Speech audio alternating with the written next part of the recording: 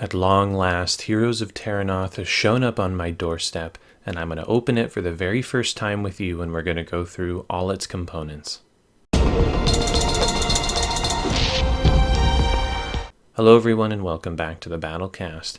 We have the box, we have the game, Heroes of Terrinoth. Finally, it's here, and we're going to unbox it, we're going to open it all, and just kind of go through all the components, and this is like kid in a candy shop, so I hope you enjoy. Alrighty, before me at last is Heroes of Terrinoth, the newest adventure card game from Fantasy Flight Games. It's a big experience in a small package. Let's go ahead and get that shrink wrap off and see what's inside.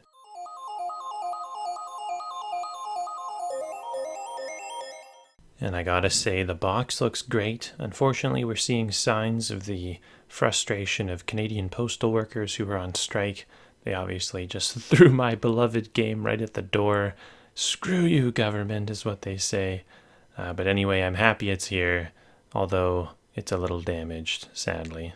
On the other side, we can see that the game is a 1 to 4 person game taking 45 minutes for those ages 14 and up, and it includes 12 playable heroes, 8 customizable classes, 19 enemy types, 26 explorable locations, 8 standalone quests, 8 challenging nemesis, 3 acquirable conditions, and 6 custom dice.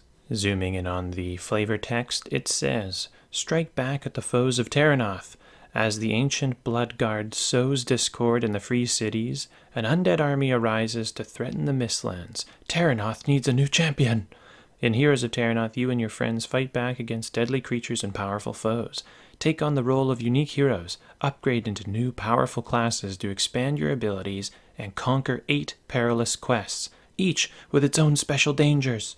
Alright, we are going to go ahead and pop the lid off of this guy. It takes a little while because of this stupid crushed corner. And oh, hey look, Keyforge, if you haven't heard about it. I'm just joking, everybody's talking about Keyforge right now, it seems.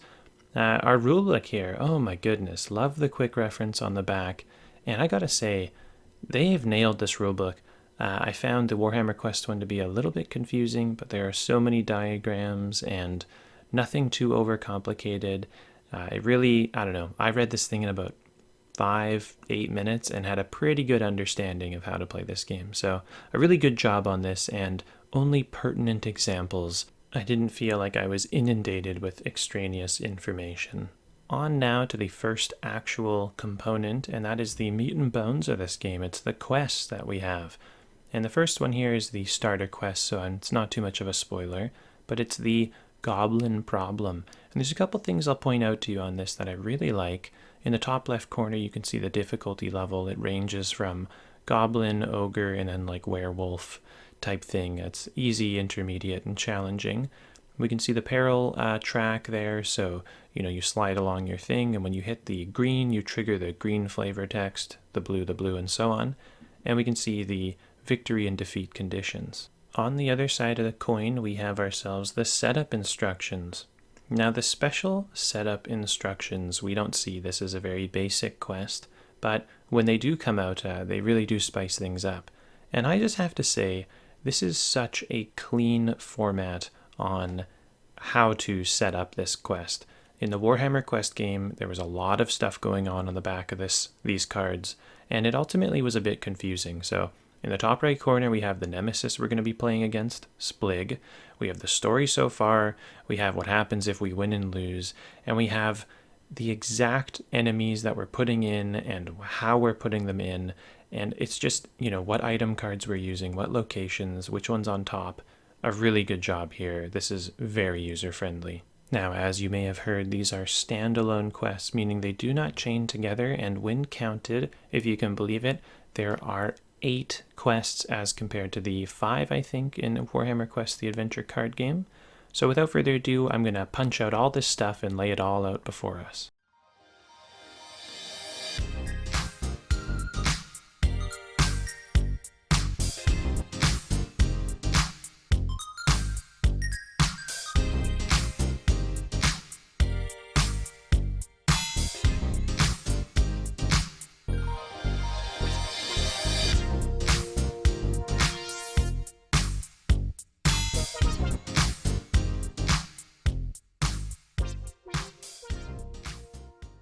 My god, those are some groovy beats, I gotta say. So I'm just showing that, you've got your classic FFG insert box here. I'm like, maybe they supply something to put these tokens in? No, of course not. No bags included, so that's a bit of a bummer. We're just really quickly going to look at some of the tokens here. So this is the peril track marker. It's like a chained hourglass, and you just kind of pop her in the starting location there, and it just moves along and triggers various nefarious or good things. We have our starting player card here, the torch, leading the way. Our health track tokens, so how much damage you've taken, 1 to 3. And same with the progress here, 1, and on the back side it's 3 as well. And lastly, we have our success tokens, and they look great. I gotta say, totally very clear what's going on with these. Really enjoy that. Very different color-wise. So on to the classes and the unique heroes, and look at this color coordination. I just love that. Green, red, blue, it's just, everything looks so good. So our first hero we're going to look at is of the healer class. So this fella here is Elder Mock, 13 health. All the healers have the same health. During your activation, when another hero recovers 1 or more health, you recover 1 health. And let me tell you, this happens a lot. These healers really can heal people in a number of ways. So Elder Mock probably can take a beating because of that. Up is Ashrian. At the start of the enemy phase, you may exhaust 1 minion or master engaged with you, and the power of this cannot be understated. Master minions are the enhanced versions, and they typically are a lot harder to deal with, so this is very valuable. Lastly, for the healers, we have Avric Albright, and if you saw my interview with Adam and Brady Sadler, you'll know that this is Adam's D&D character, I believe. And it says, when resolving your action, you may change a shield result to a damage result. So this healer knows how to throw down a little bit more. And I just love that these guys got to put their own characters into this game. We're moving on to the warriors now. We have Krutzbeck. He's a dwarf warrior. And after resolving your attack action, for each enemy you defeated, choose an enemy engaged with you. That enemy suffers 1 damage. Now this type of damage dealing bypasses resiliency, so it is very valuable. So Krutzbeck can throw down, kill lots of chaff, and then really hurt someone a lot stronger, I imagine. Moving on, we have Sindrael the warrior. When resolving your action, you may reroll 1 dice. Now I'm not sure if this includes the monster dice that you could reroll, because they are rolled when you're resolving your action as well. Regardless, it is a very good skill. And lastly, for the warriors, we have One Fist, who has 15 health. That's the most of the warriors. When resolving your action, for each success you spend, apply a shield to the result in addition to a hit. And this is so strong. Oh my god, this guy's powerful. Moving on now to the mages, we have Astara, who we saw very early in the press releases. After any hero's activation, you may exhaust 1 activation card to add a progress to the active location, limit once per round. This is actually a pretty good ability. Some people have more powerful abilities the more cards they have that are exhausted, and adding progress to a location can't be understated how strong that is. The next mage, also with 10 health, is Lysa. At the start of the enemy phase, if there are no face-down enemies in the shadows, claim 1 success. Seems good? This is enhanced by the fact that mages have ranged attacks, so they can actually target enemies in the shadows and expose them, and therefore she can get more success that way. Last mage with slightly more health is Landric the Wise. After resolving your action, if you did not spend any success, claim a success. The next hero we have is our first of the Scout class, and it's Tetherus. During your attack action, apply -1 to the resilience of each enemy you target. And this is very valuable because if you're targeting multiple enemies with resilience, it is shaving off a substantial amount of your damage. The next scout that we have is Tomble Burrowell. This fella is actually Brady Sadler's D&D character, as we found out in the interview. He says, during your activation after rolling dice, you may discard 1 success to ignore the result of 1 enemy dice. And again, this is so powerful. We're talking about avoiding nemesis dice, taking serious damage. So this fella, although he has little health, actually is surprisingly resilient because of that ability. And last for the scout, but certainly not least, we have the legendary Carrie Wraithstalker, who is of course also in the Rune Wars miniatures game as a hero. Before your activation, you may discard a success. To choose an enemy, that enemy suffers 1 damage. And again, this type of damage goes through resiliency, so this could be pretty good. And it's choose an enemy, so it could be on a another ally and not engaged with you necessarily or in the shadows, so that's very good. Next up here, we're going to actually take a look at the minions that come in this game. And I'm not going to go too in depth, but we can see we have both basic minions and master minions, who are the red background, who are a bit stronger. And one thing I noticed right away is we have humans in this game, which we didn't have. We're definitely getting a wider array of Terrinoth by looking reanimates. Oh, these guys look amazing. Near and dear to my heart. The goblins, a huge array of abilities, and they get harder. You can see we're in the ogres right now, and I even goes one level higher, which is all the way to the wolf, or the challenging level. We can just see him on the left there. So very good stuff, a huge array to be sure. So next we're going to look at the specific subclasses, and I'm not going to get too deep into what they do. You can pause the video to look if you like, but I'm going to try and keep it spoiler free. So we have the healer, whose basic abilities do vary slightly from the other classes. We see that there is the spirit speaker, who is one of the subclasses, and we also see we have the disciple. Now, every subclass kind of lets you do a little bit of the other role that you may be lacking. So there we go, the disciple, very cool, a powerful aid ability indeed. We have the scout here, who again, same base abilities, slightly different though. And we can see that we have our, again, I love the color coding. We see we have the thief, and we have the wildlander. For the warrior, of course, the basic abilities. We have the knight for the warrior, and the berserker. So we can only assume the berserker is all about that damage. And we have the mage here, the basic cards, the rune master, and the geomancer. We're just going to take a look at two side-by-side cards here, both the aid ability, one from the healer, one from the mage, and you can just kind of see how they differ slightly. So the healer aids, the person can ready a card and they heal 2 health, but with the mage, they can ready a card, and if you exhaust one of your cards, they can claim a success. So definitely the mage is not the best aiding person right out of the gate, as you would expect. I thought I would also throw in the warrior and the scout cards as well. And you can see the warrior has it's called protect, and he actually can engage an enemy, which is very nice. And then draw attention is what the scout can do, and he can actually claim a success himself. So they all just vary slightly, a little more, flavorful, just kind of given, and the names and stuff, given what their class typically does.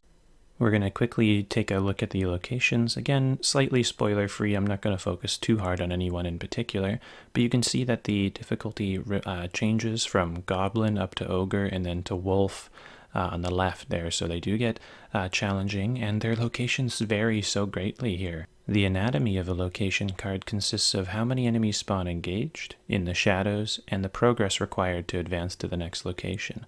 We can also see the town square here. At the start of the travel phase, for each enemy in the shadows, the party leader chooses one hero to suffer 1 wound. So quite negative, and I love that we're out in a town square, whereas previously in Warhammer Quest it was always the dark dank dungeon.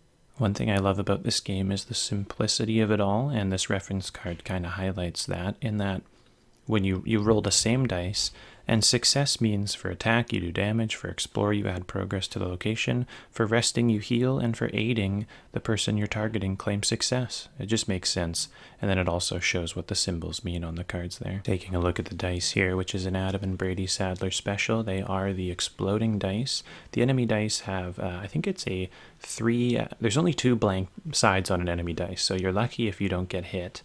And on the white dice, we have a success, we have double success, a success and a shield, and a critical, of course, which allows you to re-roll. So everything, always something good is happening for you when you roll a dice, which I really love.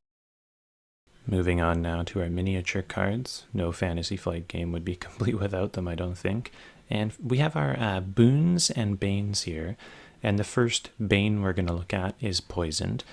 Before you resolve your action, suffer a damage. After you resolve your rest action, discard this card. So these guys tell you how to remove them. We also have the weakened affliction. At the start of your activation, if all your activation cards are readied, discard this card.